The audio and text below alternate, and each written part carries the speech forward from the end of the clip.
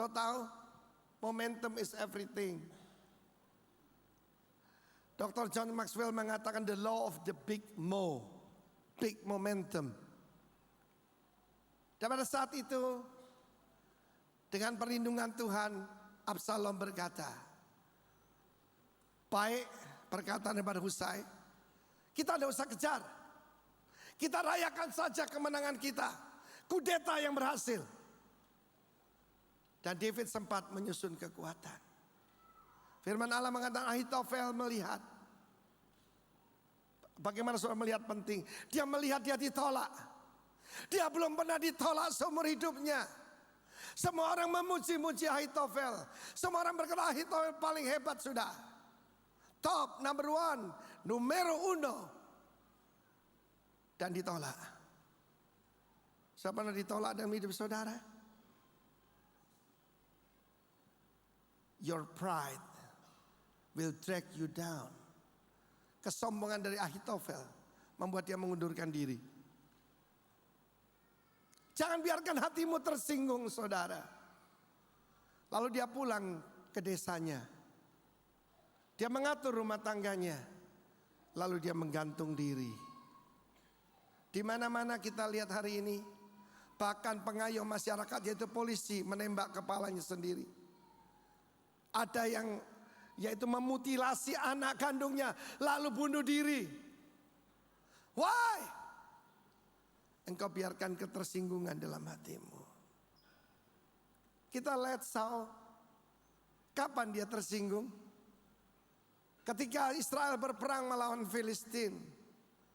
Maka saudara pasti sudah dengar bagaimana David mengalahkan Goliat. David gambaran yang diurapi. Dia cuma gambaran yang kurang sempurna tentang the anointed one.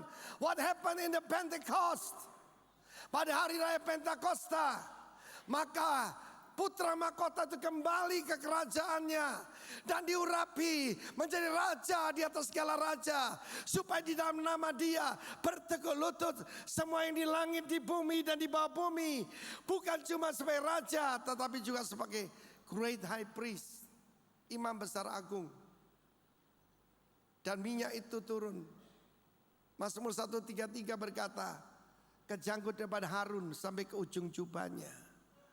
Dan sekali ini bukan Harun, but Jesus Christ.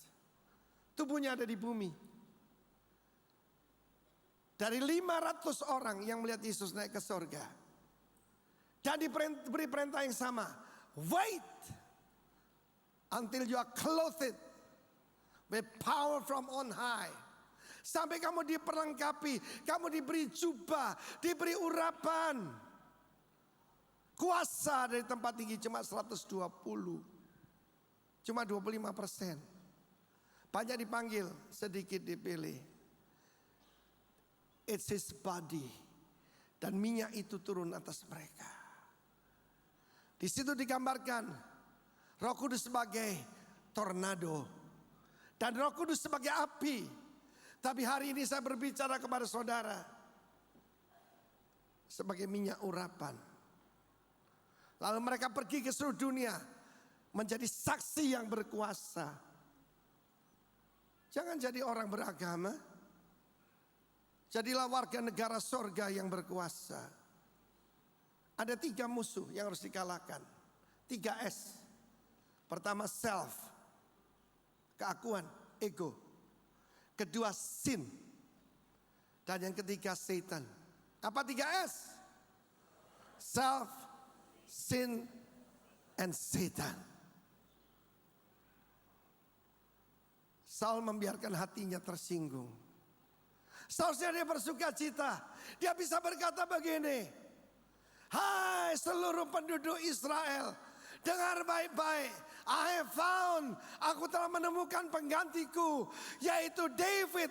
Kuangkat jadi mantu dan dia akan jadi raja lebih baik dari saya. Tidak, dia membiarkan hatinya tersinggung. Saul membunuh beribu-ribunya, David berlaksa-laksanya. Ketika kita akan membangun di Gatot Subroto, yang tidak suka itu sesama gereja. Mereka datang pada saya dipimpin oleh pemimpinnya dan berkata begini, "Situ jangan bangun gereja di sini, jauh-jauh dari kita." Loh kenapa?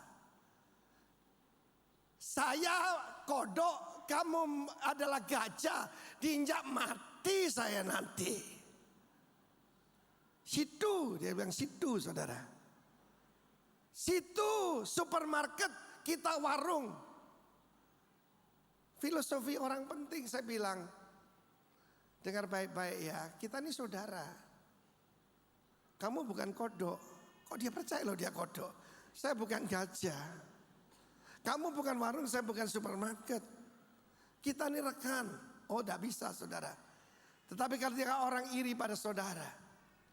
Setiap orang, kalau melihat orang yang diurapi pasti terintimidasi. Tapi ketika saya mengalah saudara. Dari 23 are di sini kita dapat berapa? 460 are. 20 kali lipat. Tepuk tangan bagi Allah kita. Tepuk tangannya meriah saudara. Sejati. Beritahu kiri kanan. Sejati. Depan sudah, belakang saudara. Beritahu. Sejati. Depan saudara, belakang saudara. Apa artinya? Selalu jaga hati. 1 Samuel 10 ayat 1. Saul diurapi oleh Nabi Samuel. Bukan dari tanduk. Perhatikan baik-baik. Apa tanduk itu?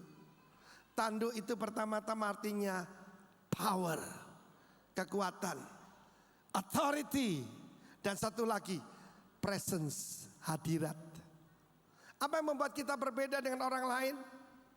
The presence of the Lord in our life. Tanduk selalu berbicara power. Tanduk selalu berbicara authority. Dan tanduk selalu berbicara presence. Saul tidak diurapi dengan minyak urapan dari tanduk. Dia diurapi dari sebuah botol terbuat dari tanah liat biasanya. Dan dia diurapi saudaraku bukan sebagai raja. Dia diurapi sebagai komandan. Commander. Sebab disebutkan di sana kalau kita belajar Alkitab, Nagid. Nagid itu artinya komandan. Karena itulah saudara, Saul dipakai Tuhan membebaskan bangsa Israel dalam peperangan demi peperangan. Sebab urapan komandan ada padanya. Lalu 1 Samuel 16. Seorang yang tidak diperhitungkan. Ada saudara di sini nggak diperhitungkan orang, nggak dipandang sebelah mata, seperempat mata. I bring you good news. Yang tidak dianggap manusia dipilih Allah untuk mempermalukan orang yang menganggap diri berhikmat. Sinyo David, paling kecil, anak nomor 8. Jadi pasti namanya Ketut, saudara. Dipanggil untuk menghadap Nabi. Nabi Samuel mengambil tanduk berisi minyak. David berlutut. Masih kecil dia. Lalu diurapi. Anointed him in the midst of his brethren. Coba lihat itu sinyo David. Tepuk tangan bagi Allah kita saudaraku. Saudara-saudara melihat dengan envy. Why not me? Kenapa si kecil ini? Udah bau lagi. Bau kambing lagi. Tapi saudaraku 1 Korintus 1 mengatakan apa yang tidak dilihat oleh mata, tidak didengar oleh telinga, tidak pernah dalam pikiran hati manusia, disediakan Allah bagi mereka yang mengasihi Dia. David mendapatkan urapan raja. Tapi dia harus menunggu paling sedikit 13 tahun untuk itu terwujud. Ketika dia diurapi saudaraku, maka sesuatu terjadi padanya. Yaitu saudaraku, ketika dia memetik kecapi. Bukan cuma burung-burung ikut bernyanyi, roh jahat keluar. Firman Allah mengatakan, roh Tuhan undur daripada Saul. Ketika roh Tuhan undur, apa yang terjadi? Kosong melompong, vakum. Dan segala sesuatu yang vakum, yang lain akan masuk ke sana. A distressing spirit that come from the Lord. Tuhan tidak menciptakan roh jahat. Tuhan mengizinkan roh jahat karena roh Tuhan undur daripadanya. Jadi pastikan saudara dan saya sebagai orang percaya bukan cuma menjaga supaya hati kita tidak terluka, tetapi menjaga selalu penuh. Penuh itu tidak ada tempat buat yang lain. David diurapi jadi warrior. David diurapi sebagai minstrel, sebagai pemusik yang ketika dia memetik kecapi roh jahat keluar. Saya punya begitu banyak pengalaman dalam hidup saya menghadapi Saul, menghadapi saudara-saudara David, dan menghadapi saudaraku Absalom dalam hidup saya. Saya bukan berkhotbah, saya sedang membagikan kepada saudara bagaimana hidup selalu dalam pengurapan. Saudara David diurapi dan sejak saat itu dia seorang tentara, seorang pahlawan yang gagah berani, seorang yang penuh hikmat, dan Tuhan menyertai dia. Ingat saudaraku, minyak urapan itu akan membuat saudara sweet.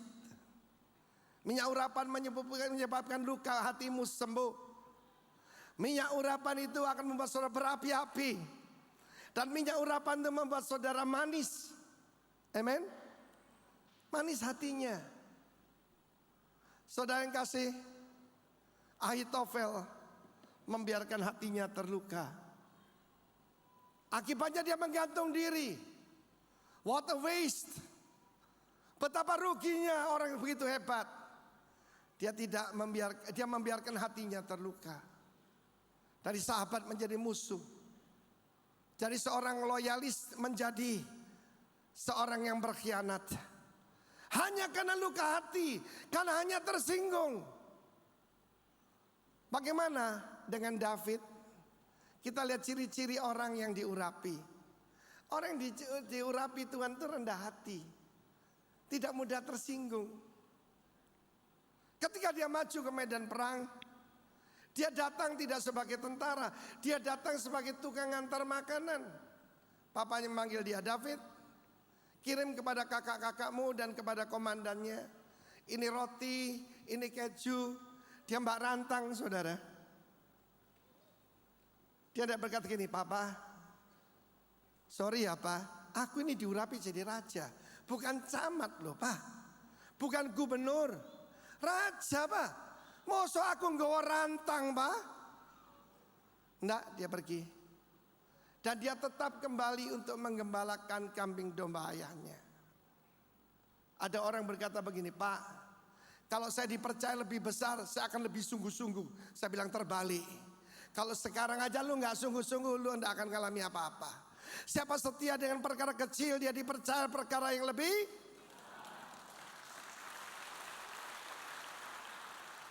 Ketika David datang, kakaknya berkata, thank you David, you come to help us. Apa kata kakaknya? Ngapain lu di sini? Aku tahu kejahatan hatimu. Apa yang jahat pada David? Engkau datang hanya untuk melihat pertempuran.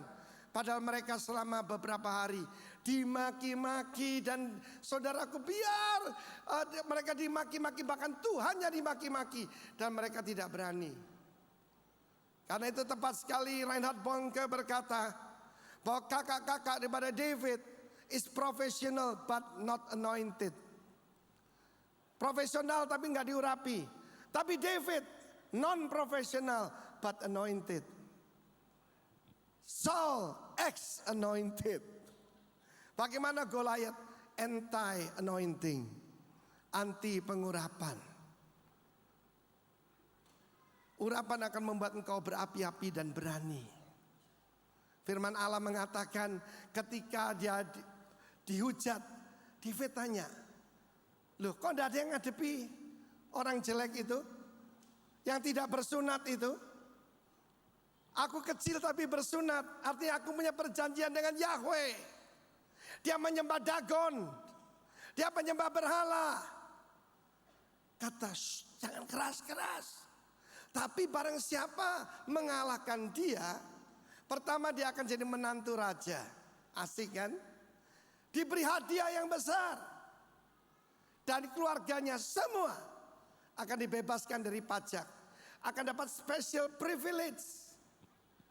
Boleh enggak saudaraku, orang mengharapkan reward? Boleh enggak? Kamu itu jangan mengharap apa-apa dari Tuhan. Itu pengajaran dari mana? Tuhan menjanjikan reward. Dia menjanjikan pahala. Barang siapa setia sampai akhir, dia akan memerintah bersama dengan dia. Saya rindu itu, saudara juga mau? Amen. Urapan akan membuat engkau berani. Dipilihnya 5 butir batu. Ada yang merohanikan.